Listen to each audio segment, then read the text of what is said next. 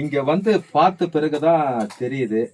இப்ப இந்த குழந்தை எந்த மாதிரி இருக்கிறான்னு பார்க்க சொல்லியே ரொம்ப கஷ்டமாவே இருக்குது. நம்ம இப்ப நம்ம இருக்க போற நாட்கள் எவ்வளவு நாள் நம்ம இருப்போம்னு தெரியாது. ஆனா நம்ம இருக்கிற நாள்ல வந்து ஒரு நல்ல விஷயம் எல்லாருமே நம்ம பண்ணுவோம். இந்த குழந்தைக்கு வந்து இந்த இந்த குழந்தைக்கு மெடிக்கல் உதவி கிடைச்சா ரொம்ப நல்லா இருக்கும்.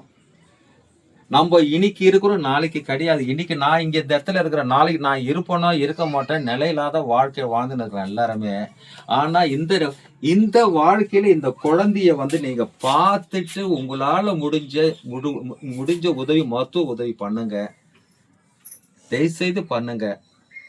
இத ரொம்ப அசால்ட்டா பார்க்காதீங்க. இந்த வீடியோவ உணுத்தி பாருங்க. இது வந்து ஒரு தாயோட கண்ணீர் இது. ஒரு தாய் எந்த அளவுக்கு வச்சு 12 வருஷமா கஷ்டப்படுறாங்கன்னு அந்த தாயோட கண்ணீர் இது. இந்த குழந்தைய பாருங்க, தொட்டு பார்க்கறதுக்கே ரொம்ப பயமா இருக்குது. அவ்வளவு சாஃப்ட்னஸா இருக்குது. கை, காலு எல்லாமே பாருங்க. எப்படி இருக்குது பாருங்க. கிட்ட நெருங்க கூட மாட்டாங்க. சில பேருங்க புதுசா வருங்க, கிட்ட கூட நெருங்க மாட்டாங்க. அருவருப்பா காட்ட வேண்டிய இதுவும் இருக்குது. இன்னைக்கு வந்து இந்த குழந்தைய நாங்க வந்து பார்த்துக்கிறோம். மருத்துவர் ஏதாவது உதவி பண்ணுங்க. டாக்டர் நானு சர்வீஸ்ல 10 வருஷம் சர்வீஸ்ல எவ்வளவு பேரை பார்த்துக்கிறேன்.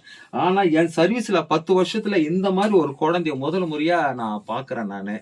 மருத்துவர் எல்லாருமே ஒத்துழைக்கணும். கண்டிப்பா நீங்க வந்து ஃபுல்லா நீங்க கண்டிப்பா ஒத்துழைங்க. மருத்துவர் ஒத்துழைச்சு அந்த குழந்தை நல்லபடியா ஆயிடும். எவ்வளோ எவ்வளோ மெடிசன் கண்டுபிடிச்சாச்சு. எவ்வளோ மெடிசன் வந்துடுச்சு எல்லாம் குணப்படுத்துறதுக்கு.